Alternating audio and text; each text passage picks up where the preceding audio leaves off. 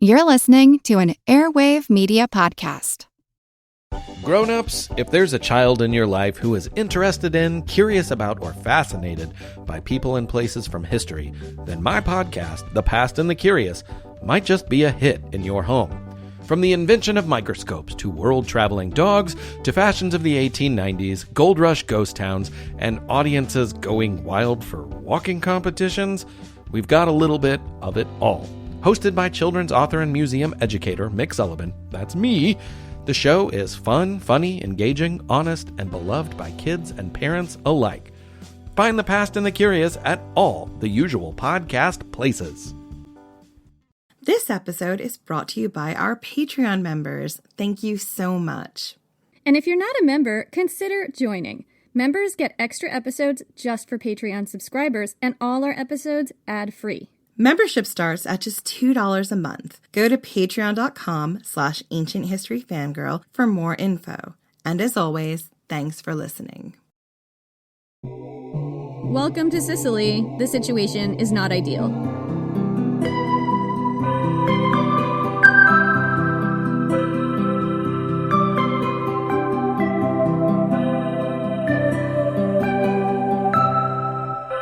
Demophilus is famous for his parties. You watch from the sidelines as he reclines on his silken couch, draped in the finest linen, precious stones glinting on his fingers. His wife reclines near him, already half drunk, her dark hair hanging in sweaty ringlets. Your master dines with them on the couches, a wiry man with a thinning hairline and sharp, cunning eyes, a silver cup raised to his lips. He makes a witticism you don't quite catch, and they all laugh. He's always dying to impress Demophilus with his ornate manor house full of priceless purple carpets and engraved silver vessels. Demophilus, so famous for his parties. Among your kind, among the enslaved, he is famous for other things. Outside the walls of this room, in the grim wheat fields of the vast latifundia, you've seen atrocities that would freeze a man's blood. The courses come and go. You watch Demophilus's slaves move among the guests, carrying gleaming pitchers full of wine, and plates of oysters, flamingo, and eel, swimming in the richest of sauces. They meet your eyes surreptitiously as they pass, currents of recognition passing between you. Only the most beautiful to serve at Demophilus's table, men and women from Spain, from Anatolia, from far-off Phrygia. But here it doesn't matter where you come from.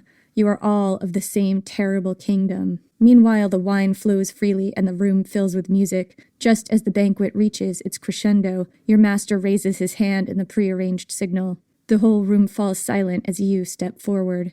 They've been anticipating this. News of what you can do has traveled far. You begin with the sleight of hand, bright coins flashing in your dexterous fingers. The audience leans forward, eyes bright with attention. The hollow nut in your mouth is slick and ready, sulfur burning your tongue. Sparks fall from your lips as you tell your audience the truth. Soon, they will all die. Soon, the oppressed will rise up and murder them in their beds. The enslaved in the fields, in the kitchens, in the stables, in the forges, will throw off their shackles and burn it all to ash, and you will be the one to lead them. Fire leaps from your mouth as you make your promises, arching high over the dinner guests' heads. They watch in amazement. They clap and laugh as you promise to torch their homes and rule over the ashes. Your master is pleased. Demophilus compliments your performance. He offers you a sweetmeat from his plate. You must promise to spare us, he says, when you become king. You accept what he offers with a flourish of grace, hiding your contempt for him behind a showman's smile. They all took what you said as a jest, but in truth it was prophecy. Soon, you tell yourself as you accept their applause, soon you will show them. I'm Jenny Williamson. And I'm Jen McMenemy. And this is Ancient History Fangirl. Spartacus was the most famous leader of a slave rebellion in the history of Rome and possibly in the world. For thousands of years, his story has captured imaginations and been dramatized in novels, television shows, poetry, and music. But Spartacus wasn't the first. Others came before him, leading slave revolts that lasted longer and perhaps had a greater impact on the Republic as a whole, because before there was Spartacus, there was Salvius, and before him, there was Eunus. In the next 2 episodes, we're going to tell you the story of the First and Second Servile Wars, the forgotten slave revolts overshadowed by Spartacus that once threw the Roman Republic into turmoil. The First Servile War started in 135 BC, about 62 years before Spartacus led his famous rebellion. It lasted about twice as long as the Spartacus War, and involved hundreds of thousands of people. The Spartacus of this rebellion was a man named Eunus, a firebrand and miracle worker who captured the entire island of Sicily and inspired additional revolts throughout the Italian peninsula and beyond. For all its vaunted reputation as a shining beacon of democracy, ancient Rome was a society built on slavery. None of its accomplishments should be considered without keeping this fact firmly in mind. While the number of enslaved people varied depending on when we're talking about, historians estimate that at most points in Roman history, as many as 1 in 3 people living in Italy were enslaved, and 1 in 10 in the outer provinces. So 1 in 3 people in the history of the Republic and later on into the Roman Empire were enslaved. A lot of times they were prisoners of war. Sometimes they were indebted people who had fallen into bankruptcy. And one of the things that happened in this time when you became bankrupt is you wound up being sold into slavery to pay off your debts. And that could be because you fell into debt or because your parents did and they decided to sell their children into slavery. And I think one of the things that we really came across when we were doing the rehearsal for this is a lot of times people like to talk about what a shining democracy Rome was, how wonderful it was. Like all its great orators and all its great artists and all its great engineers. And that's not untrue, but I don't think the scale of the human misery that underpinned that system is truly appreciated in those conversations. Yeah, I mean, we always say like, oh yes, it was great if you were a landowner and if you had a vote and if you weren't a woman and if you weren't a slave. But the reality is what made the society what it was, all those accomplishments that historians and we tell you about, how everything is being achieved is through this terrible, atrocious, oppressive, evil system of slavery. That is what was going on. That is what is fueling their economy. It's what allows these senators to have their fortunes. All these vaunted accomplishments that Rome is famous for were created on the backs of 1 in 3 people on the Italian peninsula and off in the provinces beyond being enslaved. That is a really shocking figure to us. Like, we knew it was bad, but we didn't really quite know it was that bad. It's like that is the most common, I don't know if you'd call it a job really, because it's not a consensual job, but like that is the most common human condition that people are experiencing during this time period. The most common human condition is being enslaved at this point in time. And so often we don't tell these stories. We're telling the stories of Julius Caesar or Cleopatra or Caligula and his family. All noted slave owners. Yes, and we're not telling these stories. And the reason we're not telling these stories is because a lot of times the people who are telling you the stories are Romans. When she says Romans, she doesn't mean just ordinary Romans. She means Roman aristocrats. The members of the aristocracy are the people who wrote things down because they had the education and the time. Like, I think that was one of the reasons that we felt that it was really important to talk about when we decided to tackle Spartacus as an arc. We knew we were going to get into the lives of enslaved people more, and that was something we've been really wanting to do. It's something that we took some time to really feel like as amateur historians, I wouldn't call us historians by any stretch of the word, but as people learning about this time period and as storytellers, we needed more background before we were ready to tackle the story because we want to do justice. We want to bear witness to the lives these people had, the choices they made, and why they chose to rebel against Rome and how successful they were. And in order to tell that story, we really needed to grow our chops as storytellers. We didn't want to just jump into it and maybe not do as good a job as we thought we could do. So that's why, it took us to season 5 to get to this arc. When I was researching Spartacus, I was like, oh, it'll be like 3 episodes and that'll be it. And then I was like, oh, but we actually have to talk about Dionysus because he's super important to why people rebelled and how his religion went underground and what that meant. And then I was like, oh, we should probably talk about what it meant to be a Thracian. And then I was like, I guess we have to tell you what it was like to be a gladiator. So I was doing all this research in the background and Jenny was like, well, are you going to cover the first 2 Servile Wars? And I was like, oh, I don't think I can handle that, Jenny. I think this has broken me. I just hold my beer. I gotcha. Well, the reason I felt it was important to include these two stories, these are precursor rebellions to what happened with Spartacus, is because Spartacus's story, as we said in the intro, has been glamorized throughout the years, but the stories of these people who rebelled before him have been disappeared. And the conditions, the places where these rebellions took place in the latifundia, this is actually a lot more common, as far as I know, than being a gladiator, and living on a latifundia as a slave was one of the worst places you could be. And we really felt like if we really wanted to tell this story, we had to delve into these earlier rebellions and bring these stories to light. Spartacus is super sexy. He's a gladiator, right? Gladiators are glamorous. It's not the same with these latifundia rebellions, but they were actually larger in scale and affected more people. These two wars that we're going to tell you about were arguably more successful, and they deserve to be just as famous, and they're just as important, because if you didn't have Eunus and you didn't have Salvius, you would not have had Spartacus. We make the argument in here that if you didn't have Eunus, especially, we wouldn't have had populism as a movement in ancient Rome, and maybe the whole republic to empire thing would have turned out differently. And in order to really understand the history and the humanity behind the history, we have to stop and remind you.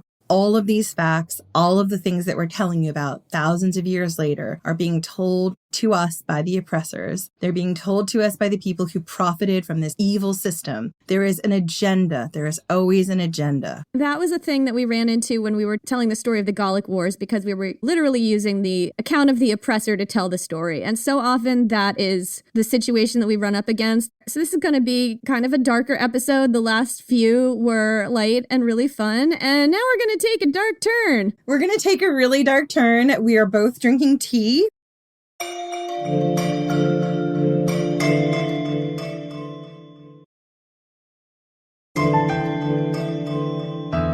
So anyway, that brings us back to talking about ancient Rome and just how massive the enslaved population of ancient Rome was at so many points in its history. Anytime people tell you that Rome was this shining bastion of democracy, ask them for who. Slavery was baked in at the root of ancient Rome. According to Dionysius of Halicarnassus, who was a Greek historian writing in the 1st century BC, not to be confused with OG Dionysius, who we've already talked about. Praise Dio. Praise Dio. It all began when Romulus, the mythical founder of ancient Rome, established a law saying fathers had the right to sell their sons into slavery for profit multiple times, because if the son somehow gained his freedom, he'd come again under his father's control, and the father could then sell him a second time, or a third time. So, of course, the story of Rome's founding is mythical, and Romulus was a mythical leader. There's no historical evidence, as far as we know, that these specific laws existed. However, people could and did sell their children into slavery in ancient Rome, usually in cases of extreme poverty, or if they couldn't pay their debts. The 12 Tables, Rome's oldest established laws, mention slavery. These date to around 450 BC, about 100 years after the Republic was founded.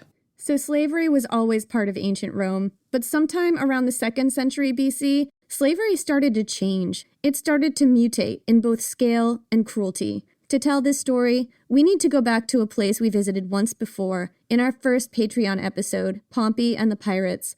We're going back to the unspeakable engine that drove the economy of the mid and late Roman Republic. I am speaking of the fearsome latifundia. Oh, I hate the latifundia. Well, get excited, because that's where we're going. The latifundia were massive agricultural estates owned by wealthy Romans. They were basically the only acceptable source of wealth for the senatorial class, who were not supposed to have actual jobs, and they were the closest thing possible in the ancient world to industrial-level agriculture. The latifundia produced wine, olive oil, grain, beans, and other goods for export, and they were massive enough to fuel their own economies. The revenue from these vast estates wasn't taxed, and it contributed to a stratospheric wealth gap in ancient Rome between the landed senatorial class and everyone else. And the latifundia were powered almost entirely by slave labor. As many as 30,000 enslaved people might live and work on a single latifundia. Do you remember Cicero, the chickpea thing with him? Do I remember Cicero, who I had to translate all those years ago, who ruined my middle school? He's one of the meanest girls in the Senate. And his name, Cicero, means chickpea. And it was from how his family had this ancestral, possibly incestuous chickpea farm. That's probably a latifundia. It's definitely a latifundia they're talking about. Yeah, they had a chickpea latifundia. And during the Fulvia episode, we were talking about how many estates Cicero had because he was fleeing from the prescriptions, and there were all these estates. I bet those were latifundia too. These guys, these senators, they didn't have farms. They didn't have ancient family farms. What they had were these giant agricultural estates that were fueling their wealth, and they were powered by maybe 30,000 enslaved people. The earliest latifundia were established in conquered territories where sometimes as much as a third of the fertile land would be snatched up by the wealthy. The original inhabitants of these conquered regions would often wind up losing their land to the latifundia system, but would continue to work it, either as tenant farmers or as slaves. Eventually, as the Roman Republic expanded its territory and economy through conquest, the island of Sicily became one of its biggest latifundia strongholds. Sicily is the island off the coast of southern Italy that looks like it's about to be kicked by the boot. It's kind of this soccer ball, or football if you're British, or like the rest of the world. Don't think it looks like an American football. It's like not, is it oblong? It's not oblong. It doesn't look at all like a football, but I thought it was nice. Sort of diamond shaped. Look, we've got the Euro Cup this summer, and I've gone a bit football mad. Sorry. It doesn't look like a ball at all, but it does look like it's about to be kicked. Yeah. I have to look at a map of Sicily. I forget how it's shaped. Let's move on. I'm terrible at shapes.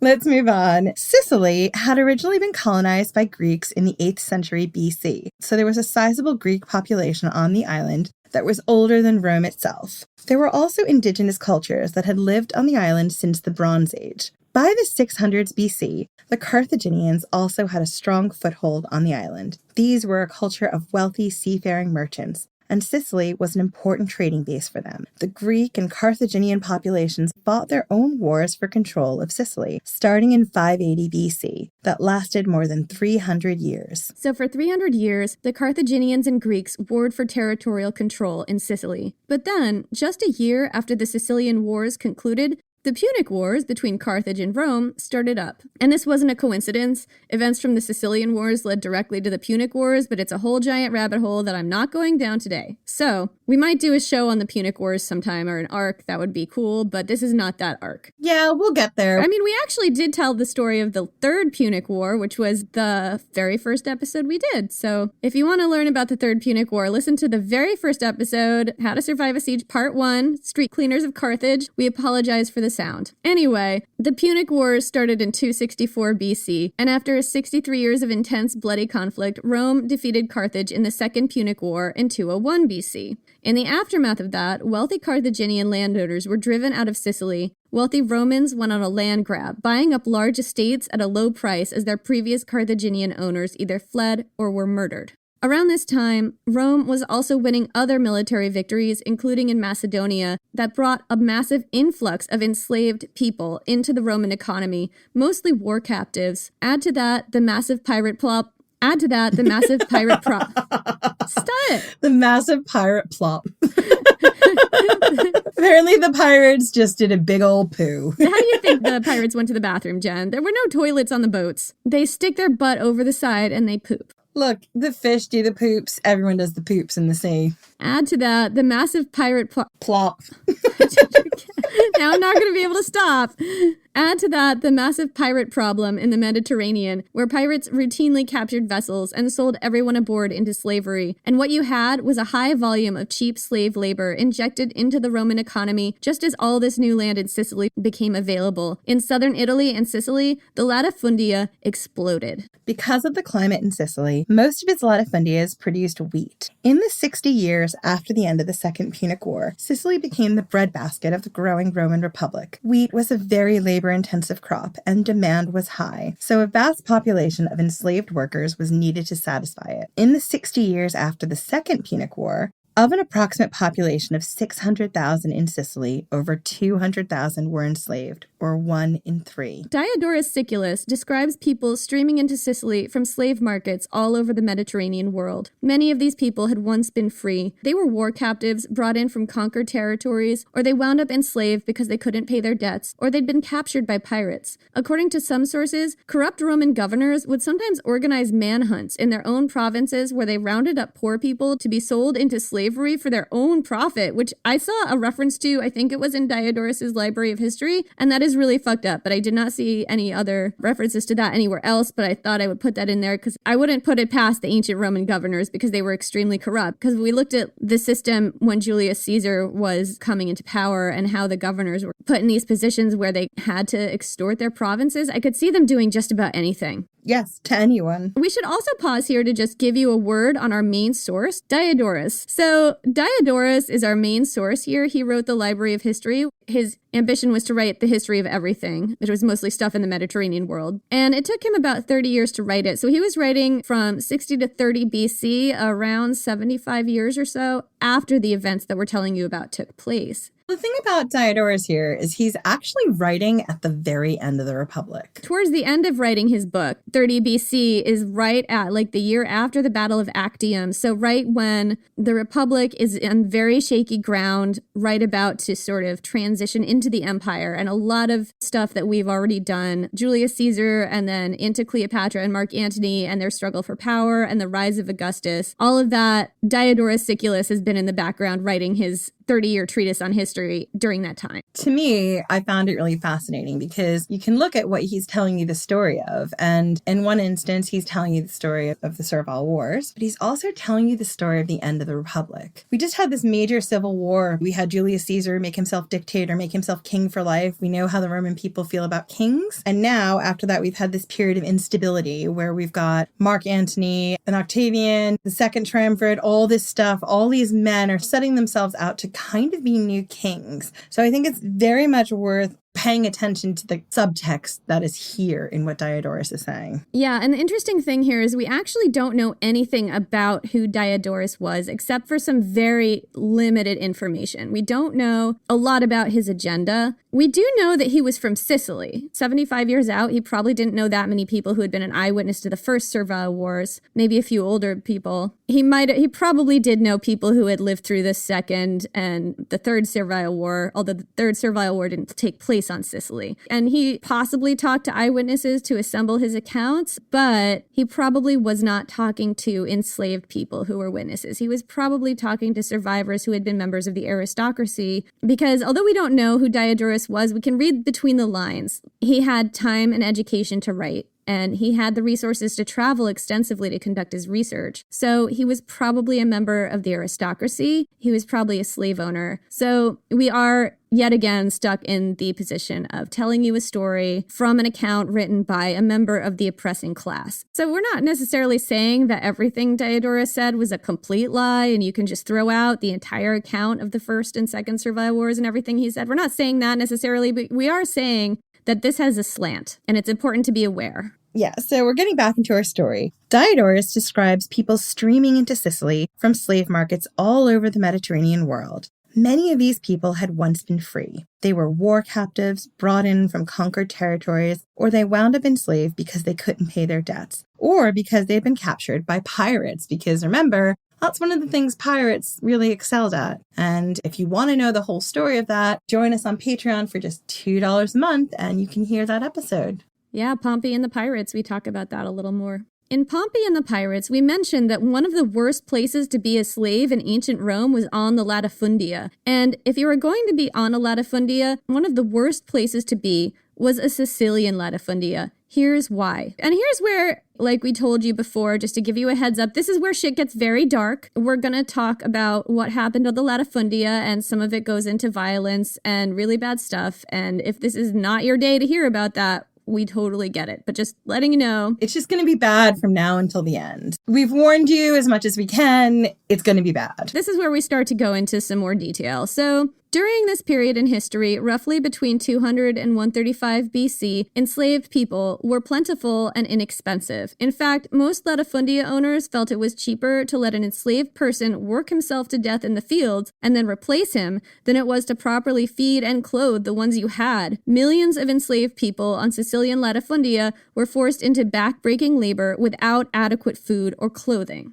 According to Diodorus Siculus, it was common practice on Sicilian latifundia for enslaved people to be scourged, beaten, branded with hot irons, and worked to death. Enslaved workers were shackled together in chain gangs while they worked on the fields, and at night they slept in their shackles in underground prison pits called ergastula. Over 6 decades, millions of people died on the latifundia of violence, overwork, malnutrition, and exposure. Even the strongest frequently didn't survive more than a few years. There were 3 general categories of enslaved people on the latifundias: those who worked in the fields, those who worked in the houses, and shepherds. There were probably other kinds of enslaved people on the latifundias, but these are the ones that are most important to our story right now, so... Sure, I mean, I imagine they had artisans like those who worked in, like, smithing and things like that. Like people working in the stables, all kinds of stuff, but this is like the 3 very broad categories that are crucial to the story. So those who worked in the fields, we've already covered. They lived and died in horrible conditions. As an aside, in ancient Rome, Gallic and Germanic people were in particular demand for back-breaking agricultural labor because the stereotype was that they were big and strong and able to withstand exposure to bad weather. I remember reading about the Germans and the Gauls in Tacitus, especially the Germans, and how he talks about how big and hardy they were and how they can withstand extreme weather really well and they don't wear clothing. He really otherizes them. He really otherizes them. When we were telling the story of Vercingetorix and the Gauls, those 3 million Gauls who Julius Caesar sold into slavery at the end of the Gallic Wars, many of them probably wound up on latifundias. And that's why when we were telling that story, it was so important to us to really show you who he was, because we had a lot of fun in the early episodes talking about what a great sort of guy he was, gallivanting around, having his career, having his love affairs, getting kidnapped by pirates. And then you get to Gaul, and there is no way you can look at what happened in Gaul and see him the same way.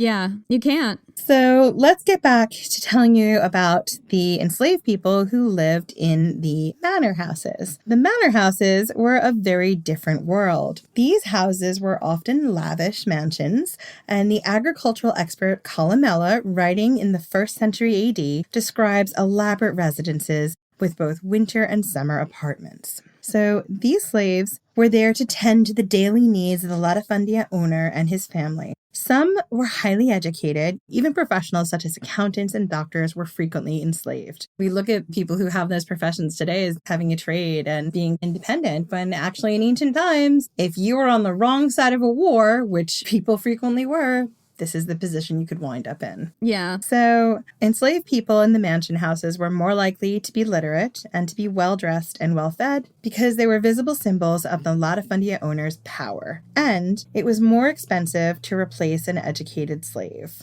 which, I mean, welcome to the First Servile War. Everything is awful. Yeah. To those in the fields, the lives of the slaves in the manor houses often seem privileged, which ancient writers suggest gave rise to resentment between the 2 groups. However, like those working in the fields, enslaved people working in the manor house had no agency over their own bodies. They too could be subject to sexual assault, violence, capricious punishment, humiliation, and more, with no laws to protect them. And that's just a thing I wanted to make sure that we said, because this would occasionally come up in sources I was reading about how there was like resentment between these 2 types of enslaved people, but everybody still had the same shitty amount of 0 rights. The way the aristocracy keeps its power is by turning oppressed peoples against each other. Yeah, and also it's really difficult because we're getting this story again from the Roman aristocrat who hasn't experienced either life. So the 3rd category of enslaved person was the shepherd. Shepherds were tasked with keeping an eye on sheep and cattle grazing on the mountainside. They generally had more freedom of movement than those working in the fields and houses. They weren't as carefully watched. Part of their job was to protect the herd from bandits and wild animals. They were often armed with spears, clubs, and staves. The latifundia owners of Roman Sicily were so stingy that they barely bothered to feed and clothe their shepherds, and it was common practice for the shepherds to have to steal basic necessities, including the clothes off travelers' backs. They robbed rural homesteads, passing travelers, small villages, and anyone caught in the countryside without adequate protection. The latifundia owners encouraged this. Diodorus, in his Library of History, relates a story of what happened when some enslaved shepherds went to their master, a guy named Demophilus, and asked for some clothes, because this is a basic fucking human right. Because I guess they have no clothes. Yeah, and this is what this giant fucking shit stain of a human said, according to Diodorus. Quote, "Some naked slaves once went to Demophilus of Enna and complained that they did not have clothes, but he did not listen to their complaints. What then, he said to them, do the travelers in the countryside walk naked along the roads so that you cannot take the clothes off them? He then attached them to pillars, beat them cruelly, and haughtily dismissed them." Essentially, he's just saying, oh, why are you coming to me with this problem? Like, what, you expect me to clothe you? I'm sorry, are there not people roaming around the countryside, just traveling through this whole area where you're out with your sheep that you couldn't just, like, rob? Just don't come to me. Bring me solutions, don't bring me problems. We're going to need you to take that ownership mentality and figure out how to get yourself some clothes. So this is how this episode is basically going to go. It's going to be a rough one. As a result of this incredible advice and prevailing thoughts of latifundia owners, A+ management style, Sicily became overrun by violent bandit shepherds forced to steal to survive. There was no official law enforcement body on this island. Governors could theoretically bring in troops to prevent banditry, but this was unlikely in Sicily. That's because the latifundia owners were senators at the height of Roman power. They had much more pull in Rome than governors. If the governor ever had a legal dispute, these were the guys likely to preside over their cases. So the provincial governors kept their mouths shut about the shepherds and just let them do whatever they wanted because they were afraid if they complained to the senators, trouble. Welcome to Sicily. The situation is not ideal. Left unchecked, shepherds in the hills of Sicily banded together to form armed gangs that terrorized the population. I've seen some writers refer to them as paramilitary groups. The violence was particularly bad in the island's interior, where more marginalized people wound up, Greeks and indigenous cultures. So the violence was being perpetrated mostly on other poor people. That's another thing. Like we just said a couple of minutes ago, where you see the aristocracy kind of turning different oppressed groups of people against each other. That was kind of what was happening here too. And they were creating the situation where these bandits were forced to steal. So this was all the latifundia owners' fault. Over decades, the Sicilian countryside became known as an extremely dangerous region where rape, murder, banditry, and pillage were endemic, and where a simple walk in the woods was basically an invitation to get your throat cut. Diodorus describes how the violence escalated. At first, the shepherds mainly targeted travelers on the roadways, those traveling alone or in small groups. But as time went on, they got bolder. They would break into small rural towns and break into people's houses, carry away poor people's limited belongings, and kill those who resisted. Eventually, people in Sicily, especially poor people who couldn't afford security, weren't safe on the roads, in their towns, or even in their own homes. God, this is terrible. The latifundia owners often supplied their shepherds with weapons to defend their herds, but not clothes or food, and encouraged them to use these weapons to get their own basic necessities of life, clothes, food, etc., any way they could. Diodorus describes that at its height of shepherd-based violence, groups of men wandered openly around the island, carrying weapons such as clubs and lances and staves, wearing animal skins, and guzzling milk. He's very specific about how they guzzled milk. And that makes total sense because they would have to live off their herds when they couldn't steal food from people. And let's be honest, the milk that they were drinking was probably cleaner than the water they had access to. That also. Many of these groups had packs of enormous mastiffs with them that had been raised on raw meat, so very scary dogs. Which makes sense, sheepdogs, you know? Well, yeah, I mean, the thing about the dogs here is, like, you need dogs to help protect your flock at night because you have wolves, you've got other bandits and people who might want to take off with your sheep. Like, this all tracks to me. Yeah, so if you come upon a bandit group in the middle of the night, first off, why are you going anywhere in the middle of the night in Sicily? Terrible idea. You should not be going anywhere at night in Sicily shortly before the First or Second Servile War. No, but if you happen to have to travel, at least bring some dog treats. Maybe that'll help with the packs of dogs. Bring some little sausages. You'll still wind up with no clothes, but you'll still wind up naked, so maybe dress in layers. So, If you were unlucky enough to be enslaved in ancient Rome, one of the worst places to end up was on a latifundia. And one of the worst places to be a latifundia slave was probably Sicily. And of all the Sicilian latifundia you could possibly get stuck on, the absolute worst was the one owned by Demophilus of Enna. Demophilus was the guy we heard from a couple of minutes ago who refused to provide his shepherds with clothes. And let's be honest, this is the fucking least of his crimes, the shit stain that he is. He was a rich Roman who owned a latifundia deep in the Sicilian interior, near a town called Enna. And even in this extremely violent and abusive system, he was known as one of the worst. Diodorus tells us he regularly scourged and punished his slaves for no reason. A lot of the time I see Demophilus is described as treating his slaves this way for no good reason. It's like, well, is there a good reason to treat other people this way? I do not think so. Not any that would be in any way, shape, or form a good or acceptable reason to ever do anything like this to another human being. There isn't a good reason to scourge someone. I'm going to explain to you why. We see incredibly brutal, violent behavior like this in the Roman military as well, with decimation and other things they did.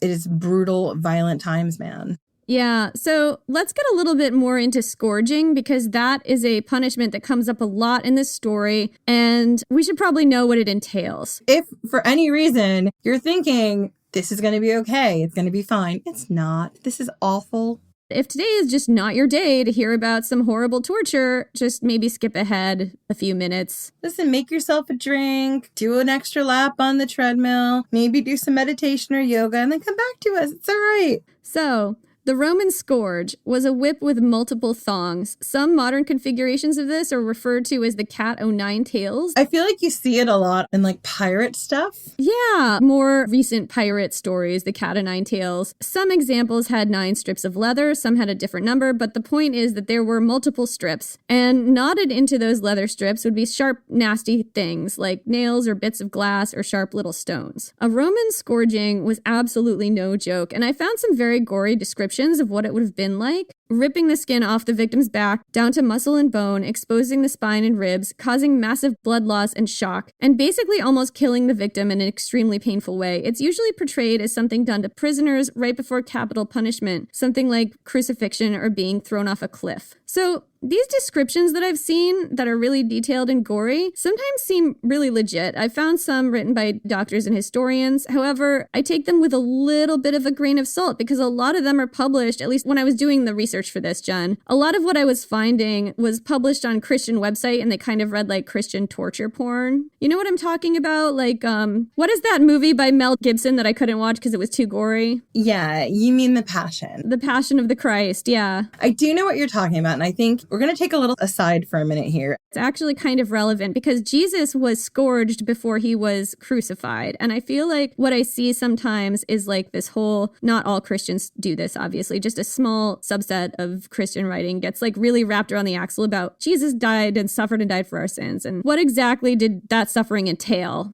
Sure, you see this a lot, particularly in the Middle Ages and in early Christian doctrine. You saw this a lot in the passion plays that they used to do in the Middle Ages and other times. And the idea behind this was to really depict how awful the suffering Jesus had during his final hours. I grew up Catholic. I've said this many times. I sung in the church choir. I did the Lent Mass. So I've done the Stations of the Cross. I know all of that. But the thing that I wanted to talk about was a lot of times throughout history, Jesus's death and how he died is used for a purpose of anti-Semitism. It's used as a way to justify anti-Semitic beliefs. And that is kind of a lot of the criticism and backlash you had for the Passion when that had come out years ago. And it's something we see throughout history. And you have to be super careful when you're looking at some of the stuff like this, particularly these websites you were mentioning, that they don't have an agenda. But this was a routine punishment that happened to enslaved people. Yeah, this was a punishment that shows up a lot in ancient Roman history as something that happened during capital punishment. Like before the thing they did to you that would kill you, they would scourge you first. And you also see scourging as a thing that happens to people on latifundias, particularly slaves on latifundias. And I kind of got down this rabbit hole of like, well, was it really as bad as they say on these Christian sites? And I didn't know about the history of anti-Semitism. So I'm really glad Jen brought that up. We're not saying that people talking about this are necessarily anti-Semitic. I just wanted to be sure that we weren't dismissing it. We are a history podcast. We cannot gloss over that. But I really wanted to find examples where they talked about what a scourging entailed in pre-Christian Roman sources, and I didn't find a whole lot.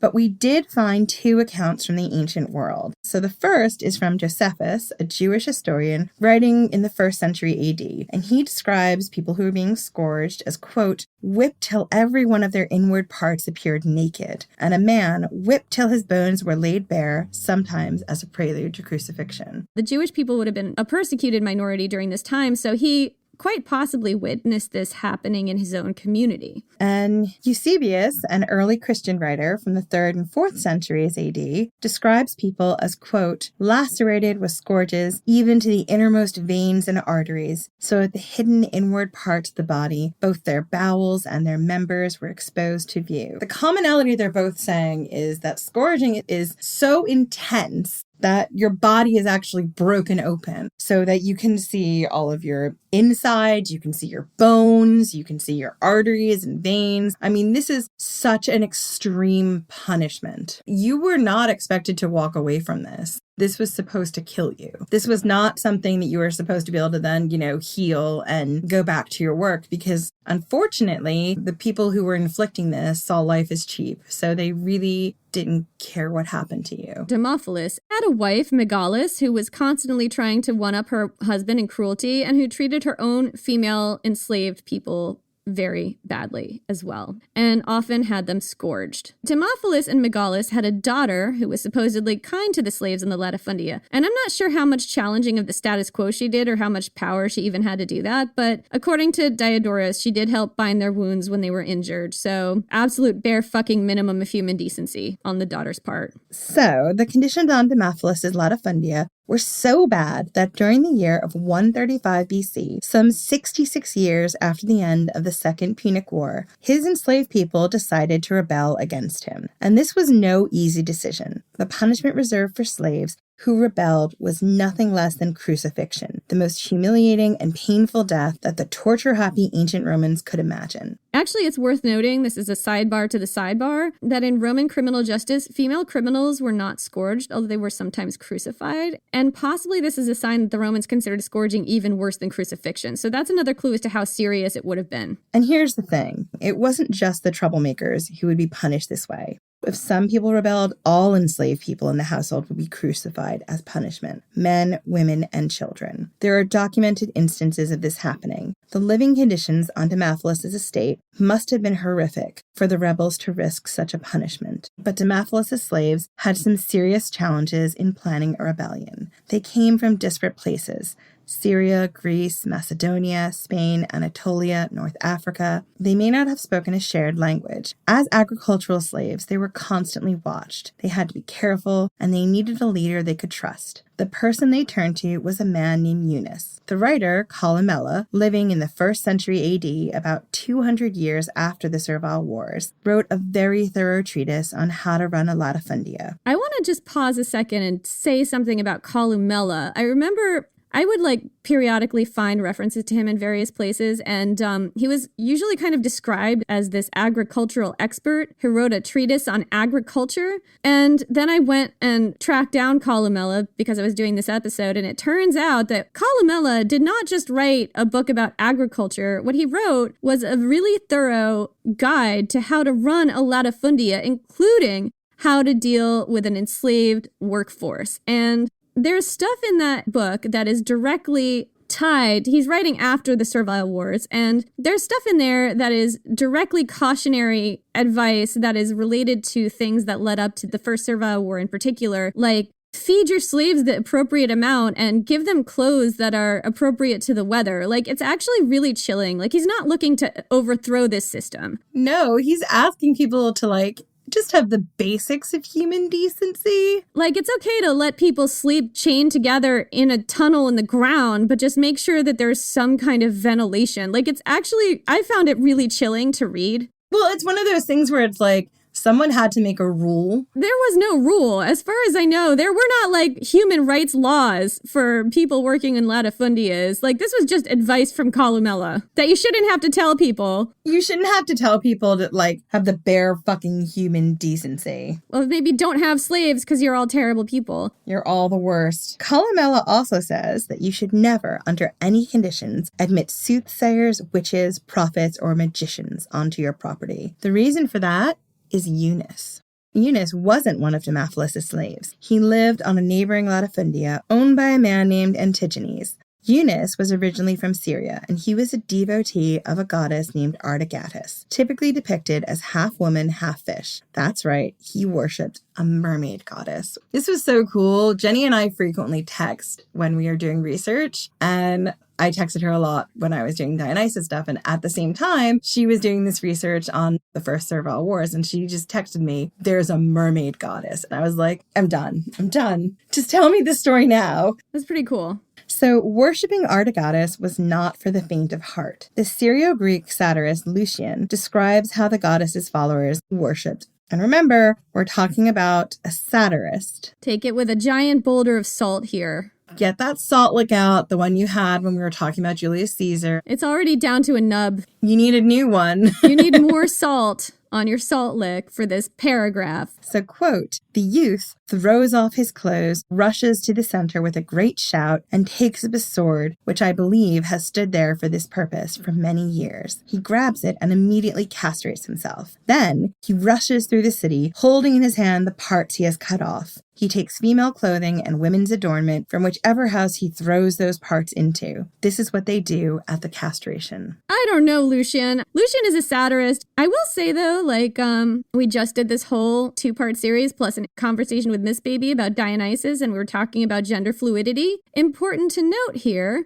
that after castrating himself, the aspiring priest takes women's adornment. So there's also a gender fluid aspect to worshipping Atargatis. So Atargatis was, at this time, the highest-ranking goddess of Syria, which was not, at the moment, a Roman province. In Italy, though, her religion was looked down as the other. It was a religion brought to the peninsula primarily by Syrian enslaved people, and groups of priests often traveled Roman roads, panhandling and giving fortunes for money. Like Dionysus, Atargatis was seen in Rome as a goddess of underdogs, slaves, and wanderers, and there was also a connection to gender fluidity because they were badass gender warriors who refused to be bound to the binary, and we will go into it in more detail in a Patreon episode pretty soon. So back to Eunus. Eunus was an enslaved man who worked in the manor house of a neighbor of Damophilus, named Antigenes. But he was a lot more than that. He was also a priest of Atargatis, a prophet, a magician, and an entertainer. He claimed to receive prophecies from his goddess both awake and asleep. And he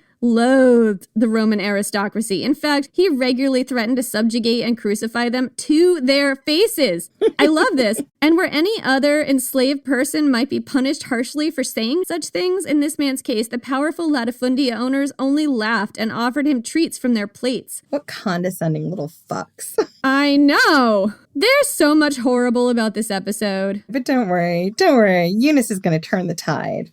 Oh, he is. So Eunus was an entertainer and a magician, and he cultivated an impressive array of party tricks. One of his most remarkable was breathing fire, something he did by putting a hollowed-out nutshell in his mouth with some flammable substance in it. Diodorus says it was sulfur, which I find fascinating because when we talked about the Dionysus episode, we talked about how the priestesses of Dionysus, the Maenads, put sulfur on their torches so they could dip it in water and then it would come out in flames. Is there a coincidence? Is there? Sulfur is really hard to put out if it's on fire. I think that's the coincidence. So anyway, he put this flammable substance in this hollowed out nutshell and then breathing on it so fire and sparks spewed out of his mouth. That's his party trick, guys. He was a fire breather. He was. I love it so much. Eunus's master, Antigenes, loved his act, including the amusing patter about subjugating the audience. He used to bring Eunus around to dinner parties and have him perform for his wealthy friends. Eunus would perform sleight of hand tricks, breathe fire, and tell the aristocratic guests that soon he would lead an uprising, slaughter them all, and rule over the fucking ashes. The audience found this hilarious. They were just like, man, Eunus's fire breathing is great, but he's just really good with the banter about killing us. His banter is so good. So funny. His banter is ancient history fangirl level good. Oh, God, I hope not. I hope he rises above this level. The bar is low. So some of these guests during his act would offer him scraps from their table, condescendingly asking him to remember their kindness when he became king. Those are the ones to kill first. Oh yeah, kill them first. But the slaves in Damophilus's estate took Eunus seriously. They came to him to ask for his blessing and his leadership. 400 enslaved people gathered in a field at night, not far from the city walls of Enna, to receive Eunus's blessing for their rebellion. And relying on his skills of fire-breathing and prophecy, Eunus whipped up the crowd. He declared the gods would make the revolt successful, but only if they acted right now. See that town over there? He turned and pointed to the city of Enna behind them. The town is yours. It has been set aside for you by the gods. It belongs to you, but only if you act right now. The rebels were inspired. They made sacred pledges to each other, swore to live and die together, made sacrifices to the gods. Then, as one, they rushed the walls and attacked the city of Enna, with Eunus in the lead, breathing fire into the night. The city of Enna was the most important citadel in Sicily, but it was only lightly guarded, with walls that had fallen into disrepair. Wielding only makeshift weapons like kitchen and farm implements, the rebels stormed the town, quickly overwhelming any resistance, and then inflicted a level of violence that must have felt like divine vengeance. Diodorus paints a gruesome scene. The rebels killed many of the inhabitants, any who resisted, any who didn't, men, women, and children. Babies were ripped from their mothers' arms and dashed against rocks. There was widespread violent rape, and all the other enslaved people who lived in the town rose up and joined the rebellion, killing their oppressors and anyone else they could find. So I just feel a need here to talk about the graphic descriptions of ripping babies out of their mother's arms and raping women in front of their husbands that exists in Diodorus. I am split over this because I think it would be naive to think that the rebels wouldn't have done extremely violent things when they sacked this city because, well, number one, for years they had survived in a really brutal system, and this is what happens when someone sacks a town, is this horrible levels of ultra-violence and rape. But that level of violence and rape and everything else, if you think about it, some of the people who were taken into slavery as war captives would have experienced that. They had been steeped in it. So for several reasons, it doesn't surprise me. And I don't want to gloss over these details. The thing is, it's the ancient world, times were brutal. And what we're talking about here when the city was taken by the rebels, it's not far off to say that they would have wanted revenge on the people who did this to them. But here's the counter. You have to consider your source. Diodorus is not writing from the side of the rebels. He was a wealthy Roman, a slave owner, and he was writing for other wealthy Roman slave owners. So it behooves him to show you this bloody, violent images to scare his audience and to demonize the people he's talking about and to reinstate how important the status quo is. Yeah, very true. And also these things that he's describing about, specifically about how the rape was perpetrated, like women being raped in front of their husbands, because the important thing here is the husbands having their property. Being powerless. Right. And babies being ripped from their mother's arms and dashed against rocks. Like the way he describes some of these atrocities that the rebels committed are really common, possibly demonizing tropes, specifically in the accounts of behavior of slaves and persecuted minorities during uprisings. So now that I've gotten that off my chest. Do you feel lighter now? I feel lighter. Not at all. We got to get back to the story. The situation is not ideal here in Enna. Eunus and the rebels visited extreme violence on the inhabitants of Enna and were joined by slaves living in the town. Eunus murdered his own master Antigenes and also a previous master of his, a man named Pytho. Then, Eunus started looking around for Damophilus and his wife. Turns out they were taking shelter in an orchard they owned outside the city. Eunus sent a group of men to go find them and drag them back to Enna with their hands bound. You might have expected the rebels to murder Damophilus and Megalus outright, or possibly torture them first. Instead, the rebels brought their captives to the amphitheater in Enna and held what appears to be a trial. And I've seen this event described as Eunus's first attempt to impose some kind of order on the rebellion as its leader and, as prophesied, its king. but it didn't exactly go as planned. Diodorus describes Demophilus as a man with, quote, a proud and haughty disposition, not to mention, quote, uncouth and brought up without learning or any liberal education. But when dragged into the amphitheater and told to explain himself, Diodorus tells us he, quote, pleaded earnestly for his life and moved many with what he said. Suddenly, the people didn't seem so set on killing him. And That's what Diodorus tells us. Yeah, I have to just side-eye this because it's like, really? I call bullshit, Diodorus. Yeah, because what I think Diodorus is hearing is the people telling him this story would have been aristocrats who are like, well, that feels like you made a good argument. Totally fine. We totally get why you scourged all those people. Well, this is the legend, isn't it? The legend is that Demophilus went out there and he gave this epic speech that calmed everyone down. And they're like, oh yeah, totally right. We see your point, Demophilus. I don't know. I call bullshit on this. I mean, if you don't call bullshit on this, do you have a pulse? I think you're right, Jen. I think Diodorus was talking to aristocratic witnesses or descendants of witnesses. And I also think Diodorus was reinforcing the status quo to his wealthy Roman audience. Absolutely. The point of this is that Diodorus was reinforcing the status quo to his wealthy audience. He's saying, listen, Demophilus got out there, he gave this speech. People were like, oh yeah, you're right. This is the way the world should work, Demophilus. We applaud you. We should go back to this. And then a few troublemakers decided Demophilus didn't need his head. This is the best part. I agree that Demophilus did not need his head. I also agree that this is bullshit and it did not go down that way. Here is a nice ending to this story. Hit us with it, Jen. Disturbed by the sudden turn of the crowd. And the turn of the crowd here is, oh, they're somehow feeling like Demophilus has made a good speech and they agree with it. Bullshit. Eunus's commanders rush forward, stabbing and beheading the man mid-speech. The wife of Demophilus, Megalis, was given to her own female slaves, who then scourged her and tossed her over a cliff. Payback's a bitch. I guess, Jenny, we found the one instance where scourging is acceptable punishment. When it's Megalis and Demophilus. Those assholes deserve to be scourged. Well, Demophilus got out pretty easy. They just stabbed him and beheaded him. I know. Well, they just decided he could do the rest of his trial without his head. Yeah. Now I feel like scourging is like the worst possible thing that could happen to you. And that's what I'm saying. Megalis got scourged and then thrown over a cliff. She was probably in a state of shock because she'd been scourged and half dead anyway because her bones were sticking out from the scourging, and then they just tossed her over a cliff. And her insides, don't forget about the insides. The insides, definitely, those were sticking out too. They were now on the outside. Insides on the outside, over the cliff you go. That's a nice little ditty that I just made up. This is a dark, dark episode.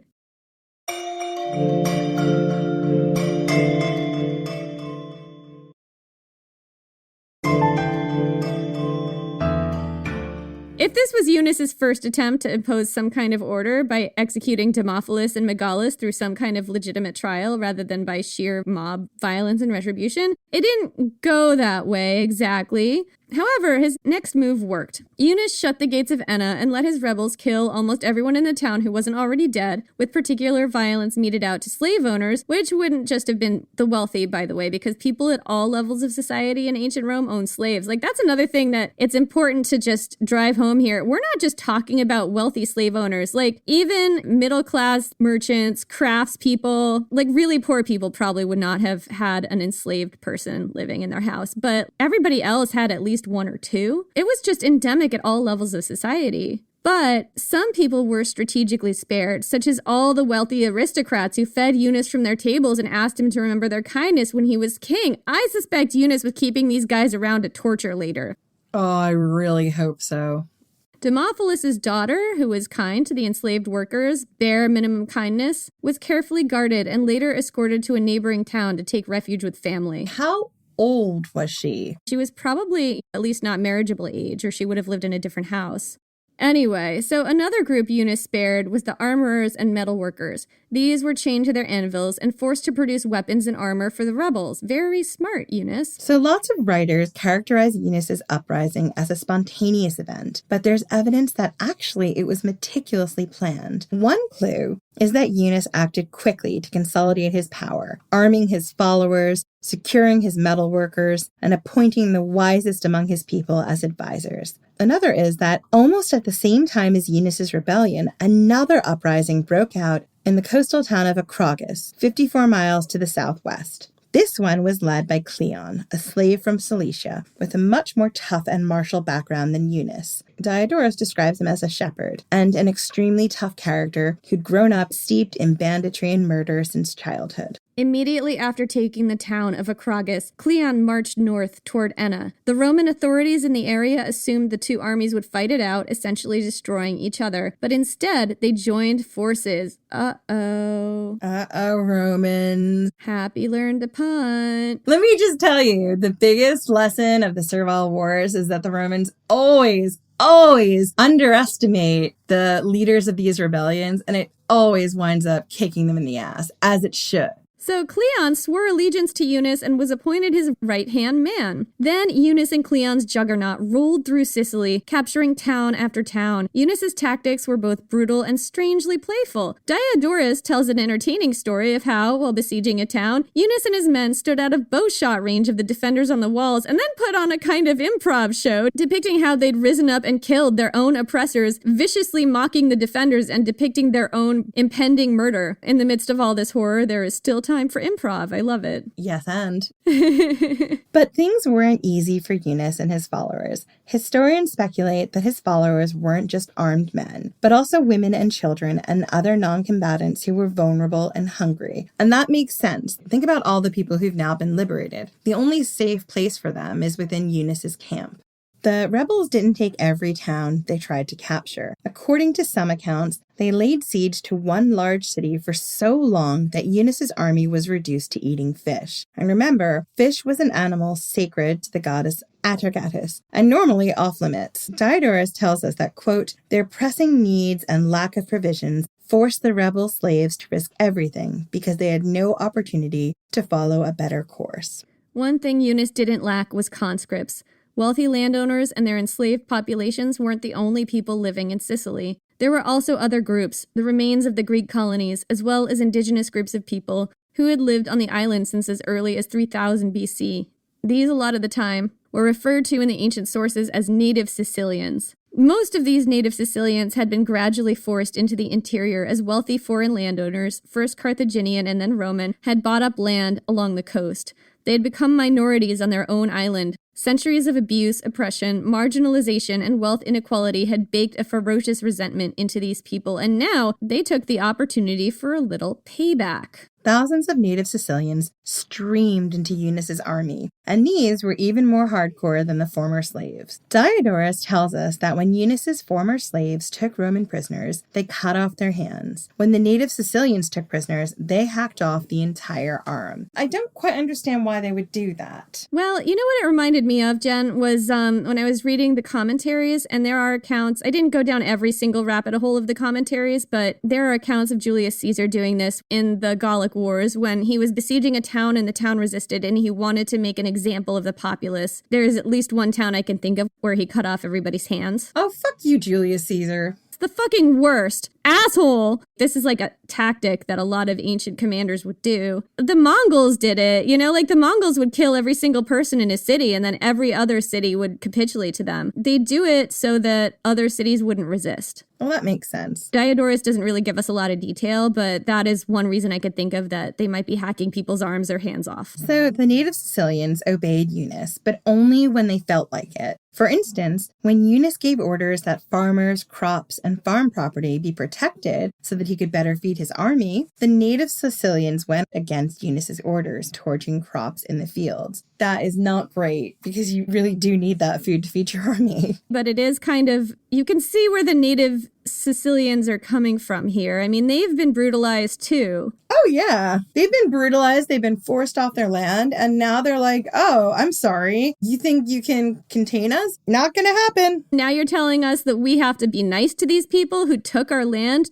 No! I feel like Diodorus demonizes the native Sicilians a little bit too, so there's that. Well, Diodorus, fuck right off. Anyway, the rebellion snowballed. Thousands of enslaved people rose up all over Sicily and joined Eunus's rebellion. His followers put a diadem on his head and, quote, graced him with all the emblems of royalty. His wife, a Syrian woman, was declared queen. Within a month, Eunus had attracted over 20,000 new followers from all over Sicily. Within the year, his army had grown to over 200,000, almost the entire slave population of Sicily. I have to side-eye some of these numbers. We've talked about it before. before, whenever you get like a round number like 200,000 or 20,000, usually the ancient sources don't have it quite right. No, but I think that I've seen the numbers of a population of 600,000 on Sicily. Approximately 200,000 were enslaved. Yeah, so what we're saying here is Eunus's rebellion has liberated every single enslaved person on Sicily. I don't know that it's like you use the word liberated, but I'm like, it's not like they were being liberated to a good situation. Like now they're all embroiled in an extremely violent war, and some of them are non-combatants, and many of them had absolutely no options. Violence on the left, violence on the right, can't stay in your original latifundia because you might get crucified.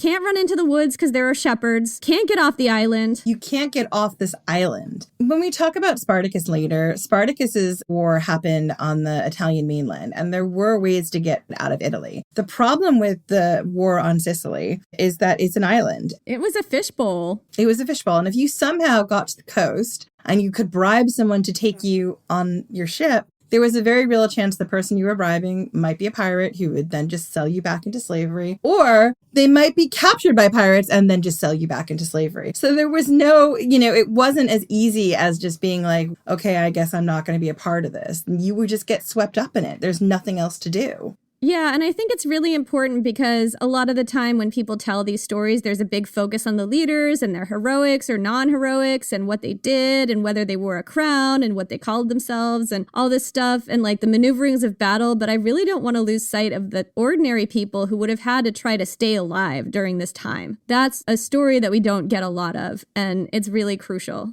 It's crucial if we do believe the numbers, which you have now convinced me that I do believe the numbers. If we do believe those numbers, there was no choice. You had no choice. So Eunus was originally from Syria, and when he was crowned, according to Diodorus, he took the name of Antiochus, after the general Antiochus the Great, one of the most influential and powerful rulers of the Seleucid Empire, which once controlled Syria during what Eunus may have seen as its glory days. He declared that his followers should count themselves as Syrians. He also minted coins adorned with symbols of his patron goddess, Atargatis, so mermaid coins. Oh my God, if I could get one of those mermaid coins and make a necklace out of it, my life would just be next level. I think that they have them on eBay. I'm just trying to hold on to one good thing, a fierce mermaid goddess to help people rebel against a terrible system. I mean, I guess you have to hold on to whatever you can in this crapsack world that we're in right now.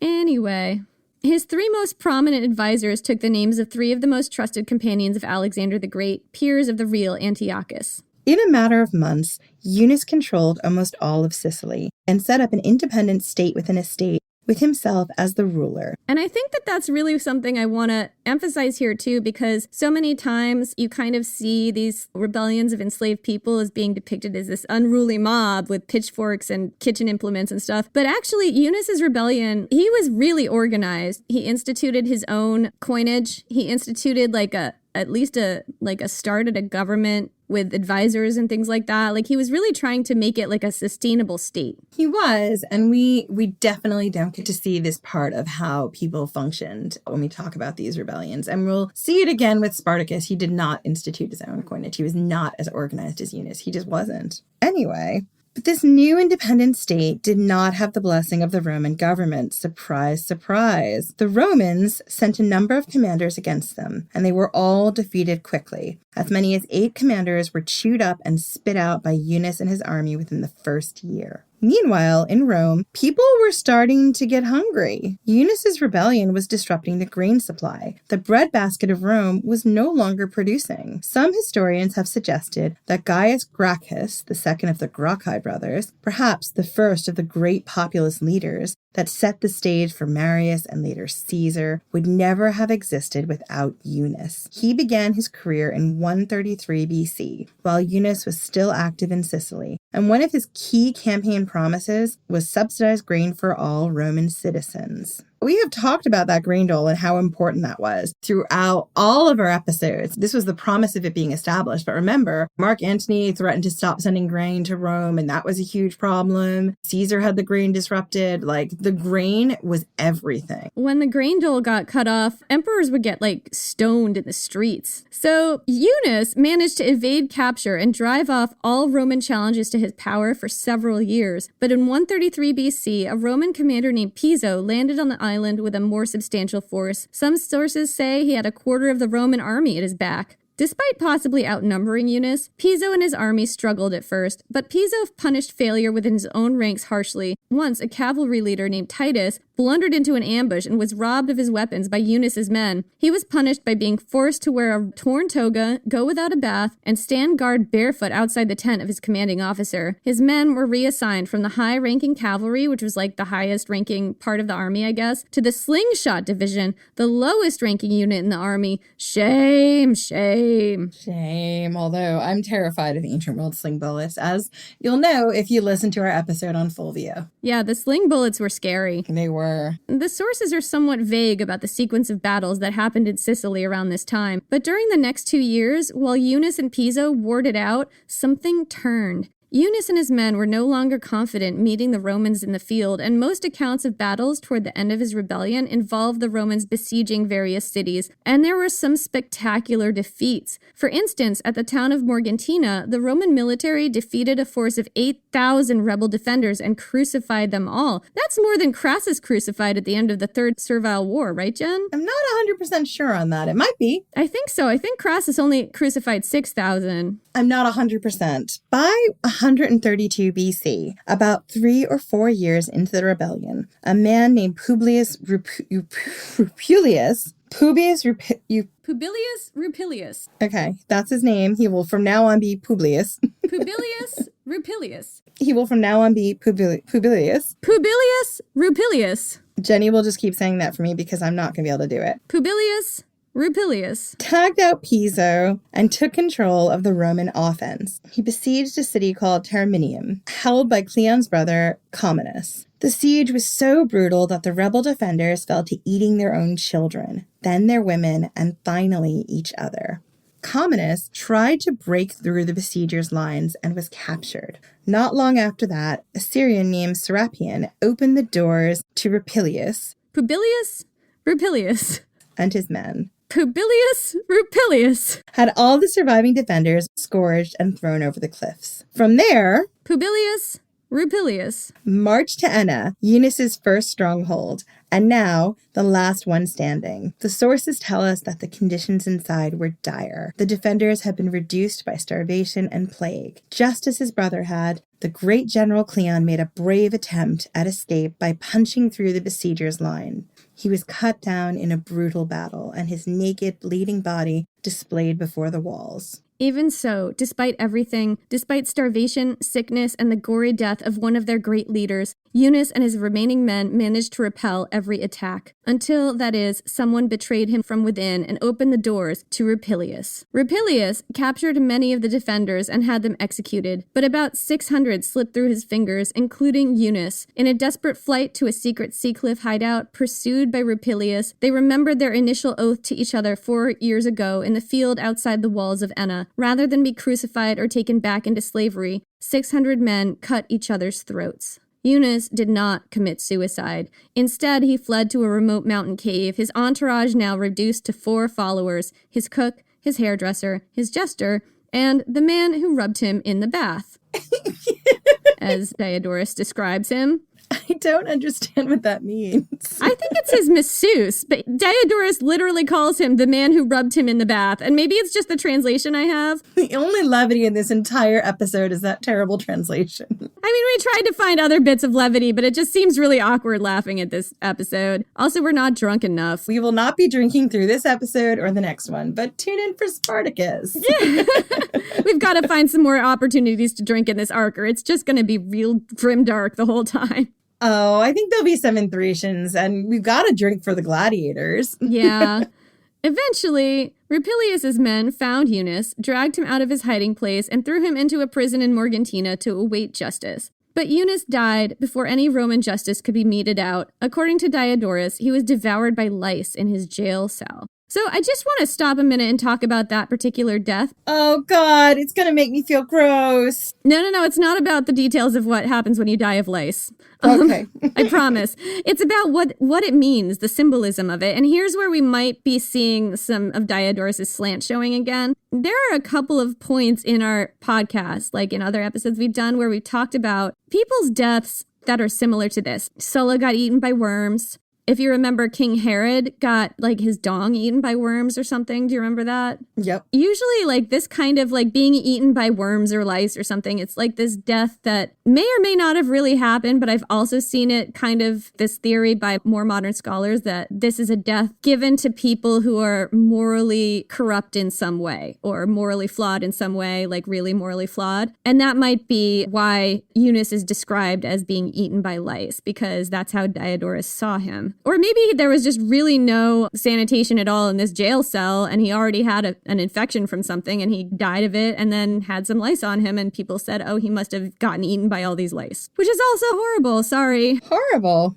Yeah. Let's move on. Let's move on because this has been so hard. Drink your tea, Jen.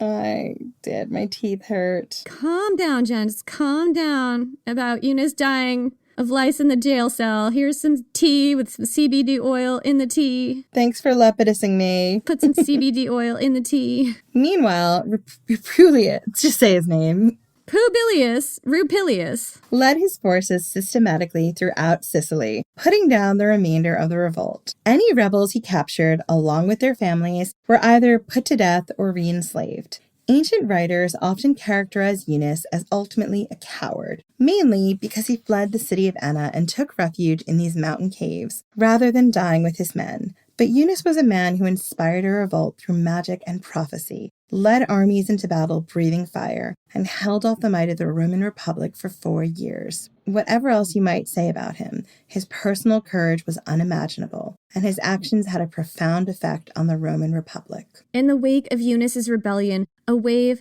of slave uprisings swept the Republic. In the silver mines of Athens, the sacred island of Delos, along the Appian Way, all the way to Asia, and even in the city of Rome itself, thousands of enslaved people rose up against those who enslaved them. Some of these uprisings lasted years, but none of them ultimately succeeded. All the rebelling slaves were defeated, put to death, or sold back into slavery.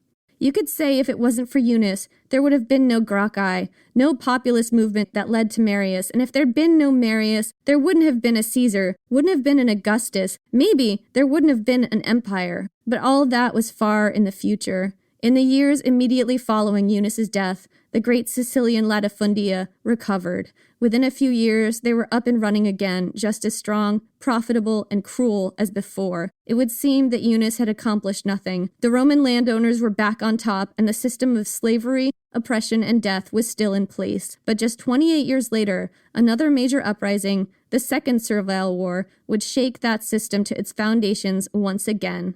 And we will tell you all about it in the next episode. So that's it for this week. Join us in 2 weeks to learn about the Second Servile War. And in the meantime, come and find us on social at Ancient Hist Fan on Twitter and at Ancient History Fangirl on Facebook and Instagram. And check out our Patreon. We've got exclusive extra episodes for Patreon subscribers that deal with stories we didn't get to tell in our longer episodes, the side quests, if you will.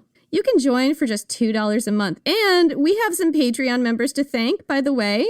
Khaled Moharam, Crystal Coelho, and Elizabeth Henahan. And I'm so sorry if I mispronounced anyone's name. I probably did. Hopefully I got it right. Thank you so much for your patronage. We really appreciate it. It is absolutely our joy to bring you extra episodes. And if you're not into Patreon, but you'd still like to help, check out our website, ancienthistoryfangirl.com, where you can kick us a few bucks through our Ko-Fi account, find a link to our amazing merch, and check out the show notes of our episodes.